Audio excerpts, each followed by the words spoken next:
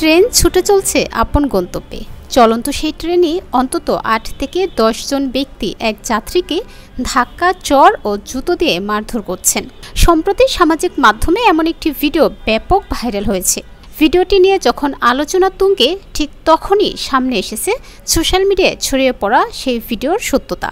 Viral ভিডিওটি দেখে ভারতীয় সাধারণ নাগরিকরা কমেন্টস করতে থাকেন, পাশে দাঁড়িয়ে নির্দেশ দেওয়া ব্যক্তি আর কেউ নন বরং ক্ষমতাসীন দল বিজেপির বিধায়ক রাজীব সিং পরিচ্ছা। জানিয়ে ভারত জুড়ে শুরু হয় বিজেপির মুণ্ডুপাত।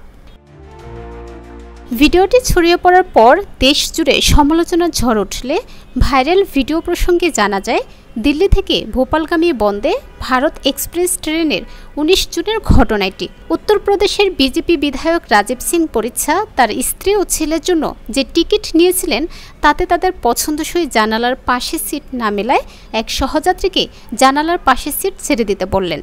কিন্তু সেই যাত্রী রাজি না হওয়ায় পরের স্টেশনে ট্রেন দাঁড়ানোর পর এই বিধায়কের লোকজনরা ট্রেনে উঠে সেই যাত্রীকে মারধর করে। ভারতীয় গণমাধ্যম প্রত্যক্ষদর্শী সূত্রে জানায়, ১৯ জুন বন্দে ভারত এক্সপ্রেসের E2 নম্বর কোচে বিধায়ক রাজীব সিং পরিচ্ছা পরিবারের সদস্যদের নিয়ে ভ্রমণ করছিলেন।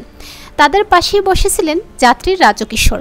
বিধায়ক সেই যাত্রীকে সিট বদল করতে বললেন যাতে তারা জানালার পাশে বসতে পারেন, কিন্তু যাত্রীতে রাজি না হলে উত্তপ্ত বাক্য বিনিময় শুরু হয়। এরপর ট্রেন জাসি স্টেশনে থামাতেই বিধায়কের লোকেরা ট্রেনে উঠে সেই যাত্রীকে মারধর করেন। এদিকে ভিডিওটি সোশ্যাল মিডিয়ায় ছড়িয়ে পড়লে সমগ্র ভারত জুড়ে তা নিয়ে শুরু হয় নানা আলোচনা সমালোচনা। ইন্দুকুমারী নামের একজন ফেসবুকে ভিডিওটি শেয়ার করে লিখেছেন, বিজেপি ক্ষমতায় থাকায় ক্ষমতার জোর দেখালেন এই বিধায়ক।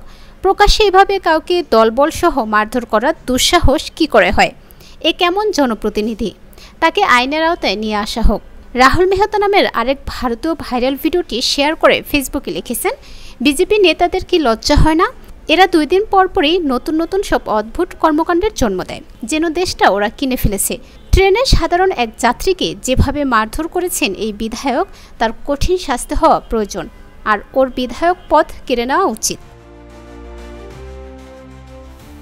এভাবেই ভারতীয় সাধারণ নাগরিকরা ভাইরাল ভিডিওটি দেখে এই বিধায়ক সহ তার দল বিজেপিকে রীতিমতো ধুয়ে দিচ্ছেন।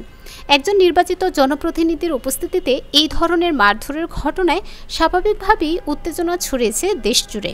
বিজেপি বিধায়ক যেহেতু ঘটনার কেন্দ্রস্থলে ছিলেন আর তিনি নির্দেশদাতা, তাই তার দৃষ্টিভঙ্গি ও আচরণ নিয়ে দলের ভেতর থেকেও প্রশ্ন উঠতে শুরু করেছে ইতোমধ্যে।